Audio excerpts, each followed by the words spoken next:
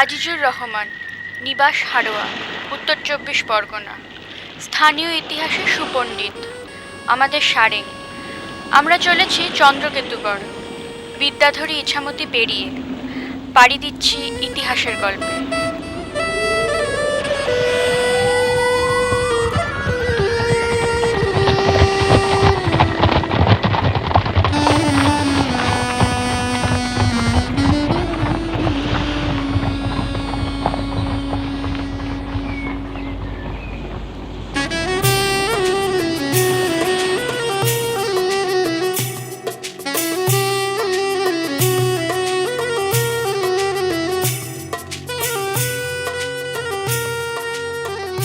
জয়ে জন্ম, লয় লীন।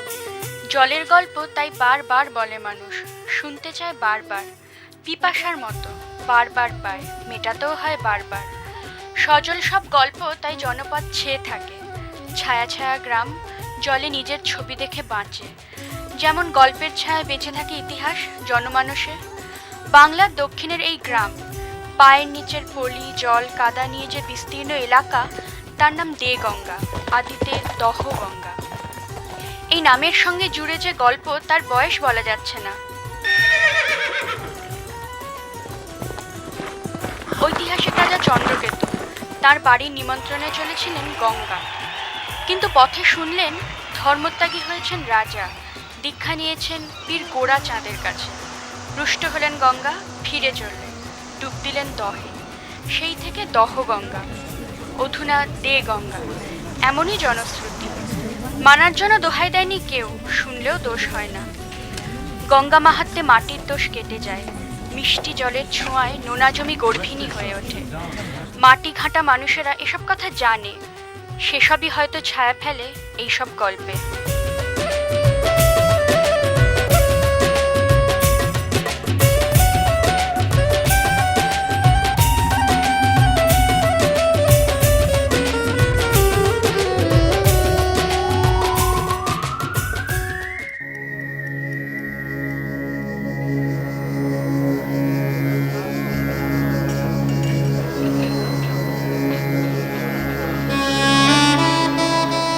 হযরত সৈয়দ আব্বাস আলী রহমতুল্লাহ আউলিয়া সম্প্রদায়ের পীর, লোকে জানে পীর গোড়াচাঁদ হিসেবে।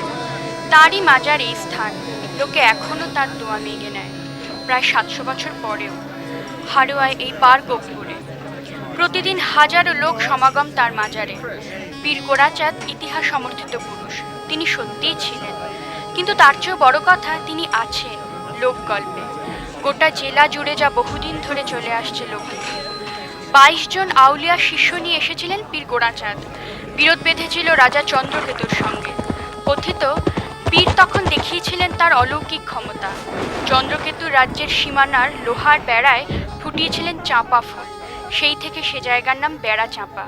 আরও আছে, চন্দ্রকেতুর রানী চন্দ্রাবতীর ঘরে সোনার বৃষ্টি ঘটিয়েছিলেন পীর। এসব কোনো কিছু ইতিহাস স্বীকার করে না, তাতে অবশ্য লোকবিশ্বাসের কিছু আসে যায় না। লোকে বলে গোড়াচাঁদ লড়েছিলেন সুন্দরবনের রাজা দক্ষিণারায়ের ফৌজের সঙ্গে, হারিয়েছিলেন তার ২ সেনাপতি আকানন্দ ও বাঁকানন্দকে। লড়াইয়ে জখম হয়েছিলেন, আঘাত লেগেছিল কাঁধে, চিকিৎসা হয়েছিল কপিলা গাইয়ের দুধ দিয়ে। এমনই নানা গল্প ছড়িয়ে ছিটিয়ে এই মাজার ঘিরে, দূরে এবং কাছে।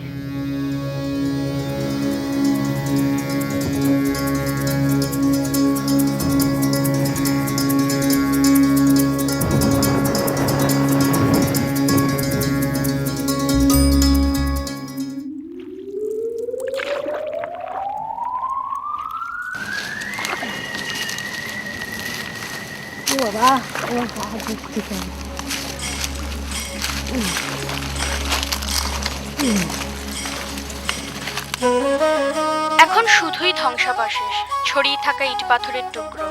ইমারতের বেশিটাই ধসে গিয়ে মূল অংশটা কোনো মতে দাঁড়িয়ে। দেওয়ালের গায়ের নকশাগুলো ক্ষয়ে গেছে কালের আঁচড়ে, আর হারিয়ে গেছে তথ্য, যে তথ্যের ভিত্তিতে জানা যেত ঠিক কবে কী কারণে গড়া হয়েছিল এই ইমারত। উত্তর ২৪ পরগনার হাড়োয়া থানার এই হাটবল্লা গ্রামে ইতিহাস এই কাঠামোটিকে নিয়ে সন্দিহান। এটা হতে পারে ইসলামী মসজিদ, হিন্দু দেউল অথবা বৌদ্ধ মঠ, কিন্তু স্থানীয় মানুষ একে চেনে লাল মসজিদ বলে। কিংবদন্তি বলছে এটা গড়েছিলেন মীর খাঁ। মাত্র এক রাতে পুরো ইমারত গড়ে তোলার মানুষের লোক লাগিয়েছিলেন। কিংবদন্তির রাজা চন্দ্রকেতু এবং সিদ্ধপুরুষ পীর গোরাচাঁদ তখন বর্তমান। মসজিদ গড়ে উঠলে খর্ব হবে গোরাচাঁদের প্রভাব, তাই বন্ধ হওয়া দরকার সেই গঠন কার্য। গোরাচাঁদ কাজে লাগালেন তার বহুশ্রুত অলৌকিক ক্ষমতা, পাঠালেন সাদা কাক। কাক দেখে মীর খাঁ ভাবলেন ভোর হয়ে গেছে, ফলে বন্ধ করলেন কাজ। অসমাপ্তই রয়ে গেল লাল মসজিদ, সেভাবেই দাঁড়িয়ে আজও এইখানে, লোক বিশ্বাসে ভর করে। তো আমার